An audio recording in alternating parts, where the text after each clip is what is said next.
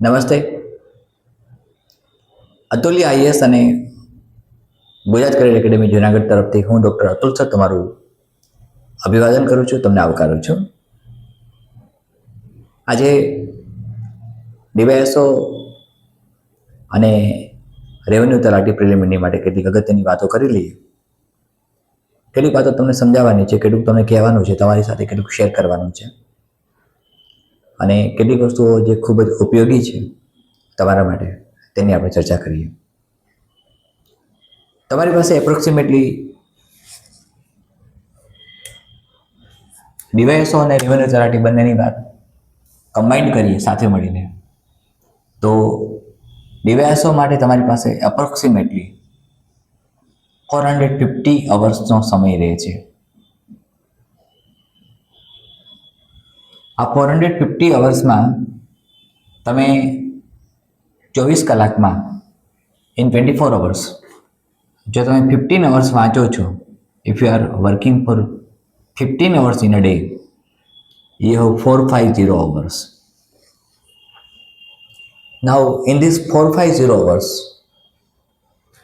તમારી તૈયારીઓ કેવી હોવી જોઈએ, કયા પ્રકારે હોવી જોઈએ, અને કઈ તૈયારી કરશો, કયા પ્રકારે કરશો તો તમને કઈ રીતે માર્ક્સ આવે છે, તમારું મેરિટ કઈ રીતે બને છે, તેની વાતો કરીએ.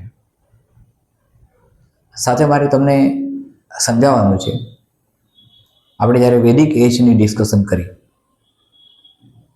આપણે જ્યારે આજથી 1500 BC પહેલાં તેની આસપાસ રચાયેલા વેદોની વાત કરી, ચાર વેદની, અને ઘણી બધી અન્ય વિગતો વિચારી, ચર્ચા કરી.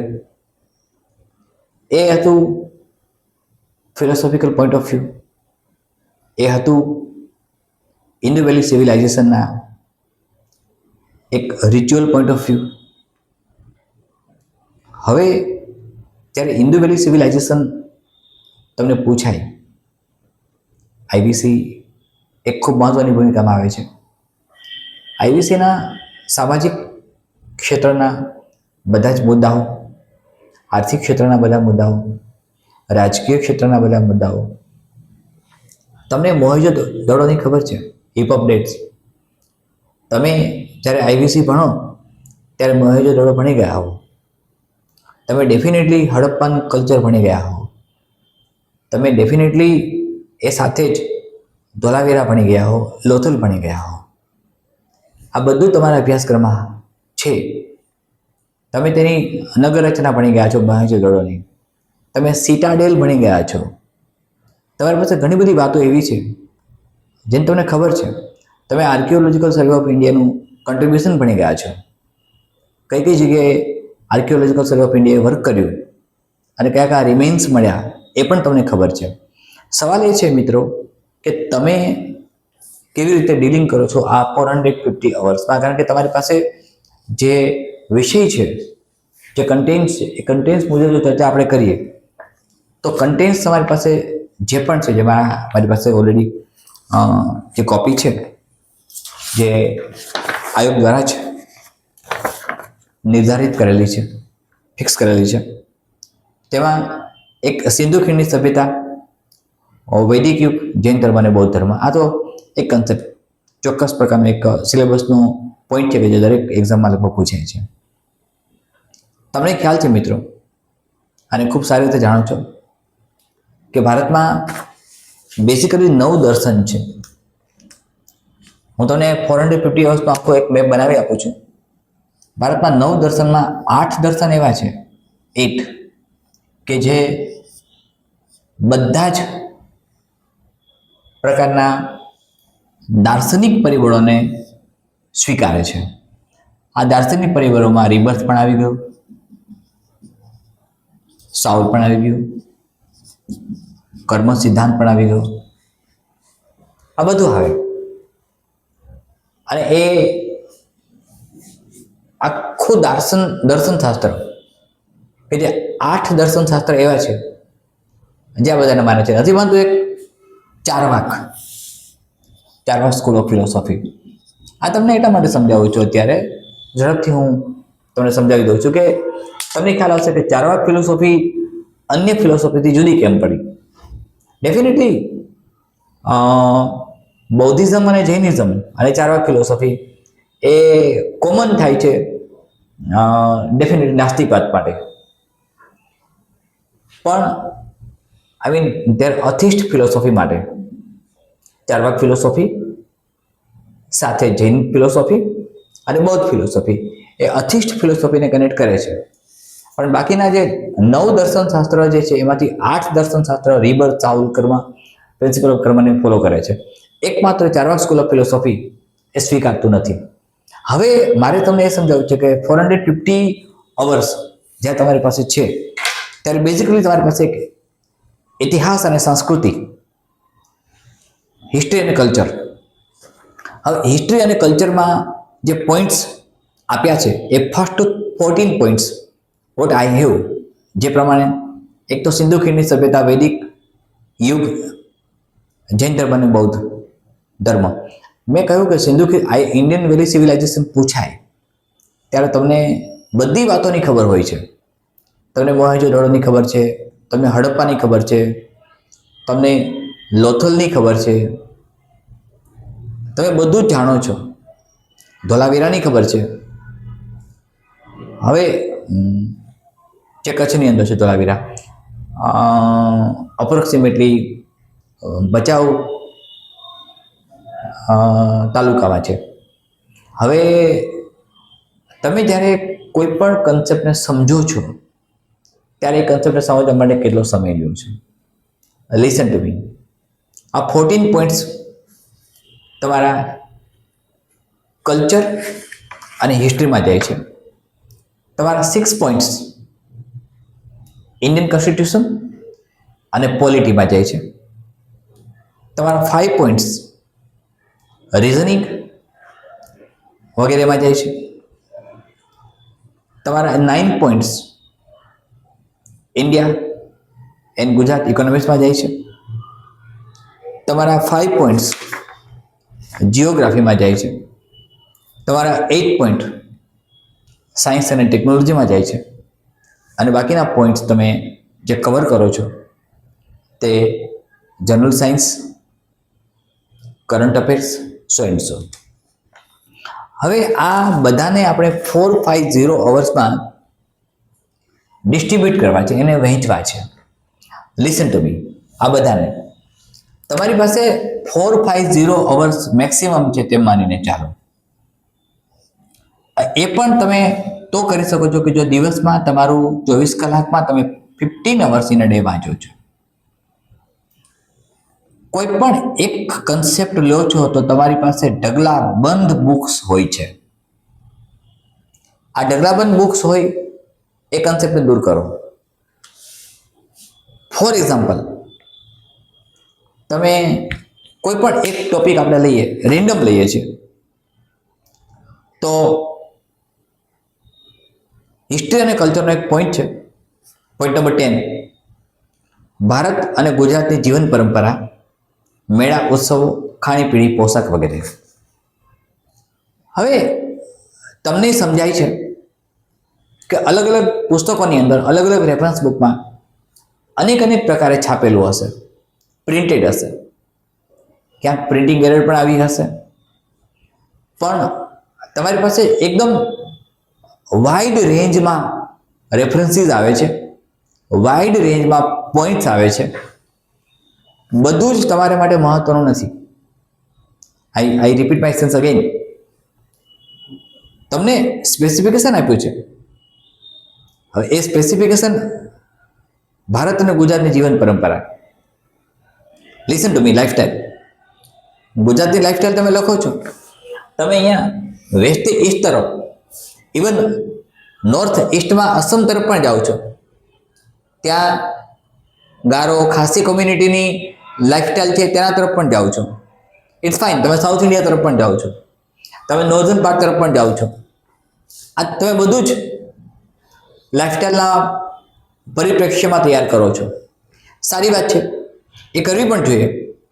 પણ સાથે એ જરૂરી નથી કે તમે એક રેફરન્સ બુકમાં આપેલા બધા જ મુદ્દાઓને જો વાંચવા બેસશો તો સમય નહીં મળે. આના પછીના એક સેશનમાં હું તમને એમ કહેવાનું છું કે 450 અવર્સમાં તમે ડીવાયએસઓ ડેફિનેટલી કેમ ક્રેક કરી શકો. તમે 450 અવર્સ ધારીને જ ચાલો તો પણ 450 અવર્સમાં રેવન્યુ તલાટી પણ ક્રેક કેમ કરી શકો એ હું ગેરંટી સાથે તમને સમજાવીશ કે આ જ પ્રકારે તૈયારી કરશો તો આ જ પ્રકારે ડેફિનેટલી તમારું મેરિટ બની જાય છે. સાથે મેં હમણાં કહ્યું એમ પોઈન્ટ નંબર 10 ની અંદર છે જીવન પરંપરા સાથે મેળા ઉત્સવો. હવે મિત્રો મેળા અને ઉત્સવોની વાત કરીએ તો તમે જાણો છો, સમજો છો તેવી રીતે યુનિટ ઇન ડાયવર્સિટી છે.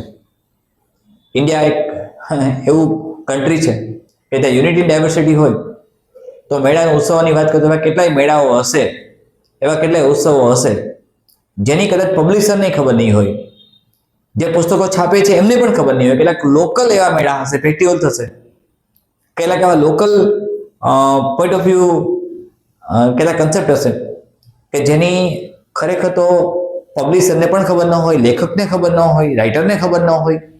તો એવા સંદર્ભમાં શું કરવું જોઈએ મારે આ તમને સમજાવવાનું છે. અનેક પ્રકારના મેળાઓ હોઈ શકે છે.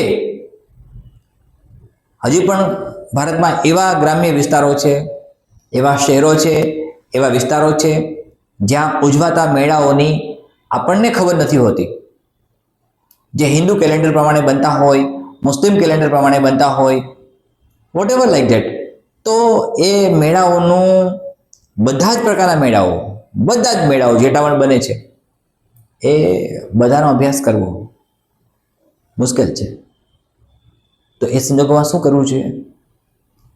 તો જે ફેસ્ટિવલ્સ, જે fares and festivals national level અને ગુજરાત લેવલે તેમનું ઇમ્પોર્ટન્સ ધરાવે છે, સોશિયલ આસ્પેક્ટ, જિયોગ્રાફી સાથે, કલ્ચર સાથે, નેશનલ ઇન્ટિગ્રિટી સાથે નેશન સાથે સંકળાયેલા છે એવા ખાસ તૈયાર કરો. વિશેષ પ્રકારના એ તૈયાર કરવા પડે. કોઈ રેફરન્સ બુક, ફોર એક્ઝામ્પલ મેઘાલયની વાત આપણે કરીએ તો મેઘાલયમાં અનેક પ્રકારના મેળાઓ થાય છે.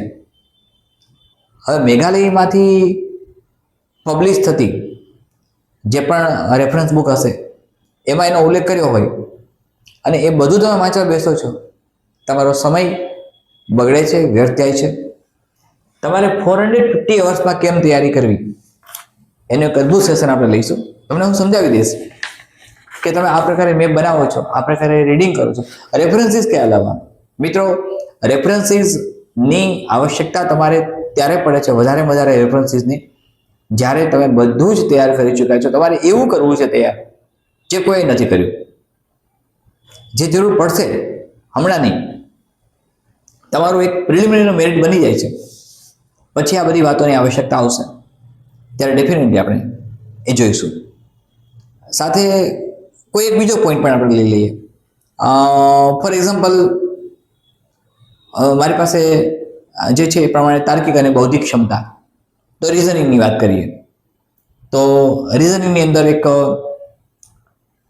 પોઈન્ટ નંબર 2 છે નિર્ણય લેવાની તથા સમસ્યાનો ઉકેલ કરવાની ક્ષમતા.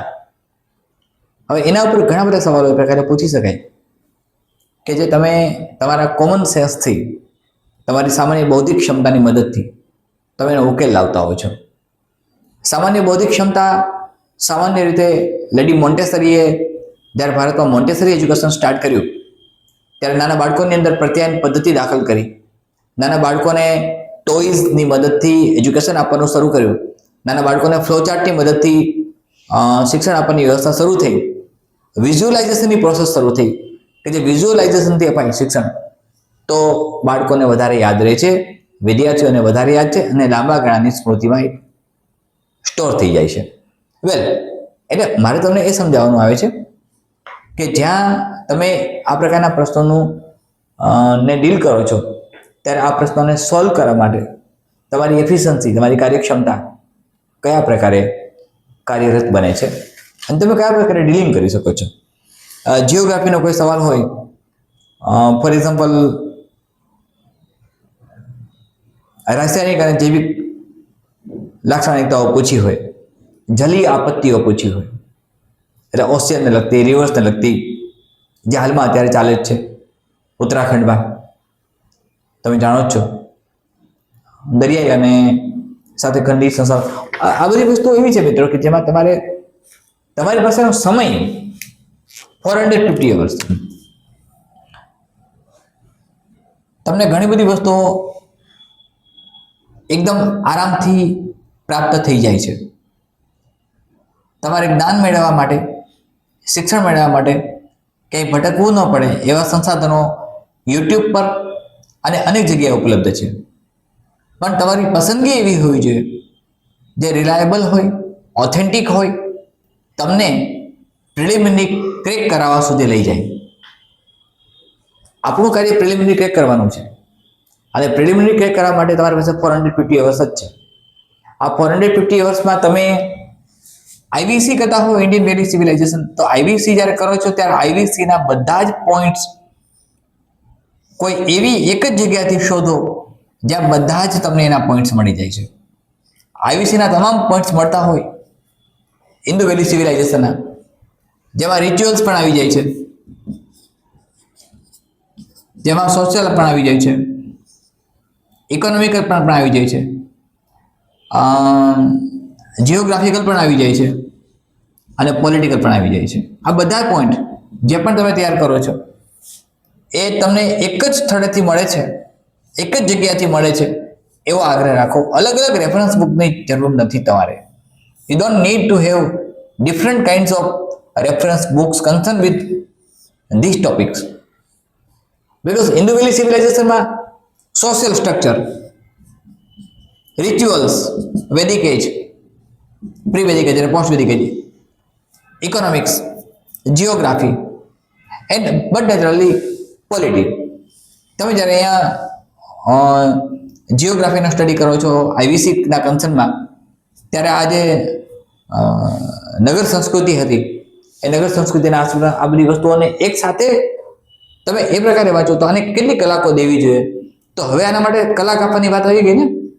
ટોટલ પોઈન્ટ્સ તમારી પાસે જેટલા પણ છે એમાંથી તમે આને 2 કલાક આપો છો, 3 કલાક આપો છો, કારણ કે તમારો સમય નથી. You have only 450 hours. In these 450 hours you need to complete the entire syllabus, and considering all the things that you need to complete the entire syllabus, you need to be very accurate, you need to be very time bounded approach. I repeat my sentence again. તમારે સમય સાથે ચાલવું પડશે. તમે સમયને avoid નહીં કરી શકો. ટાઈમ પીરિયડ તમારી પાસે છે, એ ટાઈમ પીરિયડ પ્રમાણે ચાલવાનું છે. તો એ ટાઈમ પીરિયડમાં તમે ચાલો છો તો એ ટાઈમ પીરિયડમાં કયા સમયમાં કયો પોઈન્ટ, કયો મુદ્દો, તે આને કદાચ એવું બનશે કે you will not get a time of revision also. પણ એ 450 અવર્સનો મેપ એવો બનાવો કે જેથી દરેક મુદ્દાઓને, દરેક ટોપિક્સને તમે આવરી લો છો, દરેક ટોપિક્સ ઉપર તમારું પ્રભુત્વ આવી જાય છે, દરેક ટોપિક્સને તમે યાદ રાખો છો અને એ ટોપિક્સને લગતો કોઈ પણ સવાલ તમને જ્યારે ડીવાયએસઓ કે રેવન્યુ તલાટી પ્રિલિમિનરીમાં પૂછાય તો તમને એ આવડી જાય છે. તમારી સામે જ પ્રશ્નપત્ર હશે, તમારી સામે પ્રશ્ન હશે, પ્રશ્નનો ઉત્તર તમને આવડતો હશે અને છતાંય તમને જો ફ્લેશિંગ નહીં થાય જે તે સમયે એક્ઝામિનેશન હોલમાં, તો એ મિનિંગલેસ છે. આપણે મહેનત એવી કરવી છે, 2 પ્રકારની મહેનત કરીશું આપણે. એક, સમયને ધ્યાનમાં રાખીને, અને 2, વિથ એક્યુરેસી, કે આપણે એક્યુરેટ થઈએ છીએ, આપણે બરાબર યોગ્ય દિશામાં જઈએ છીએ, આપણું ડિરેક્શન સાચું અને પરફેક્ટ છે. એબ્સોલ્યુટલી આ જ વસ્તુ તમારું મેરિટ ડિસાઇડ કરે છે. એટલે આપણે ડેફિનેટલી એ તરફ આગળ વધીશું. આવતીકાલના સેશનમાં તમને 450 અવર્સનો હું મેપ બનાવી આપીશ. તમારી સાથે એક રફ પેજ, તમારી સાથે એક સિલેબસ સ્ટ્રક્ચરની જે ફાઇલ છે એ, જે પીડીએફ આયોગે બહાર પાડી છે ડીવાયએસઓ અને રેવન્યુ તલાટીની, એ પાસે રાખજો. તલાટીમાં તો ગુજરાતી અને અંગ્રેજીના કેટલાક લેક્ચર્સ પણ છે. આઈ મીન ગુજરાતી અંગ્રેજીના કેટલાક સિલેબસ અને સ્ટ્રક્ચર પણ છે. હવે જ્યારે ગુજરાતી અંગ્રેજીના કન્ટેન્ટ્સનો સમાવેશ કર્યો છે ત્યારે મારો પ્રયત્ન રહેશે કે STI 3 મેન્સમાં મેં જો ગુજરાતી અને અંગ્રેજીના કેટલાક વિડીયો સેશન્સ આપ્યા છે એને મોડિફાઈ કરીને તમને ફરીથી આપવા કે જેથી તમારું ગુજરાતી અને અંગ્રેજી વ્યાકરણ પોઈન્ટ ઓફ વ્યૂ અને Gujarati English point of view જે પ્રિલિમિનરીમાં પૂછાવાનું છે એ તમને આવડી જાય, પર્ટિક્યુલરલી તલાટી રેવન્યુ માટે. એટલે એ પણ જસ્ટિફાઈ કરજો. એ બધા સેશન્સ તમને હું આપતો રહીશ. એ બધા સેશન્સને મોડિફાઈ કરીને યુટ્યુબ પર અપલોડ થતા રહેશે. આ એબ્સોલ્યુટલી ફ્રી છે. તમે આને મેક્સિમમ શેર કરો, તમે તમારા મિત્રોને પણ કહો, તમે પણ એમાં ધ્યાન આપો, જેથી એક વખત સરસ મજાની જિંદગી બની જાય. તમારી બધી જ મુશ્કેલીઓનું નિરાકરણ તમારી ગવર્મેન્ટ જોબમાં છે. એક વખત સારી મહેનત કરીને, એક વખત તનતોડ મહેનત કરીને, તનતોડ મહેનત, સમાસ કયો છે શોધજો, પાપડ તોડ, તનતોડ, તનતોડ મહેનત કરીને આગળ નીકળી જાઓ. જે લોકો તમારી અવગણના કરે છે, જે લોકો તમારી ઉપેક્ષા કરે છે, એ જ લોકો તમને અદ્ભુત માન સન્માન આપશે. કારણ કે તમારી પાસે એક સ્ટેટસ હશે તમારું ખુદનું, તમારી પાસે તમારું ખુદનું અસ્તિત્વ છે, તમારી પાસે તમારું ખુદનું એક સ્થાન હશે, તમારો સામાજિક દરજ્જો ઊંચો આવી ગયો હશે. સમાજ તમને એવા એંગલથી જુએ છે કે તમે કયા દરજ્જા ઉપર છો. જે દરજ્જાએ તમે પહોંચ્યા છો અને પહોંચશો, એ દરજ્જાની ગરિમાને કારણે તમે આ બધા જથી જેમણે તમને નિગ્લેક્ટ કર્યા છે, રિજેક્ટ કર્યા છે, અવહેલના કરી છે, ઉપેક્ષા કરી છે, એ તમને સ્વીકારશે, માન સન્માન આપશે, અઢળક માન સન્માન આપશે. જિંદગીમાં સ્થિરતા આવશે, સ્ટેબિલિટી આવશે. એટલે જ કહું છું, સતત મહેનત કરતા રહો, રિસોર્સિસનો ઉપયોગ કરો. મિત્રો, મોબાઈલ એક ડિસ્ટ્રેક્શન તરીકે આવે છે. મોબાઈલનો ઉપયોગ મિનિમમ થવો જોઈએ, જરૂર પૂરતો જ થવો જોઈએ. જે આવશ્યકતા છે ત્યાં જ થાય. અનનેસેસરી સ્ક્રોલિંગ કરવાનો કોઈ જરૂર નથી. આ સમય રીલ જોવાનો નથી, આ સમય ઇન્સ્ટાનો નથી, આ સમય તમારા સઘન અધ્યયનનો છે. આ સમય તમને જે રિસોર્સિસ મળે છે એ રિસોર્સિસનો યોગ્ય ઉપયોગ કરવાનો છે. અને હું માનું છું, હું ધારું છું કે તમે એવું કરશો. ફરીથી મિત્રો, આવતીકાલે મળીએ ત્યારે સાથે મેં કોઈ એક પિન પેજ સાથે પેન રાખજો. તમને કન્ટેન્ટ સિલેબસની ફાઇલ પણ રાખજો. ડીવાયએસઓવાળા જે આયોગ દ્વારા નિશ્ચિત કરેલ છે તે રેવન્યુ તલાટીની ફાઇલ જે પણ છે ભરતી બોર્ડની, એ પણ તૈયાર રાખો. આપણે થોરોલી ડિસ્કશન કરી લઈશું કે 450 અવર્સ રેવન્યુ ડીવાયએસઓ માટે અને રેવન્યુ તલાટી માટે પણ મિનિમમ અવર્સ ગણીને, આપણે મેક્સિમમ અવર્સ નહીં ગણીએ કે ઓછામાં ઓછી આટલી છે અને વધારેમાં વધારે આટલી છે. મિનિમમ એટલા માટે કહું છું ભાઈ, મિનિમમ અને મેક્સિમમ બંનેનો તફાવત સમજો. મિનિમમ અને મેક્સિમમ આ બંને રાખી અને એક એવરેજ કાઢી આપીશ. અને એ પ્રમાણે કયા ટોપિક્સને કયા વેઇટેજ પ્રમાણે કઈ રીતે તમે ડીલિંગ કરો છો, કઈ રીતે એમાં તૈયારી કરો છો, એ બધું આપણે આવતા સેશનમાં સમજીએ છીએ. સતત વાંચતા રહેજો. જ્યાં પણ તમને આવશ્યકતા જણાય ત્યાં હેલ્પલાઇન નંબર પર તમે સંપર્ક કરી શકો છો. ધન્યવાદ.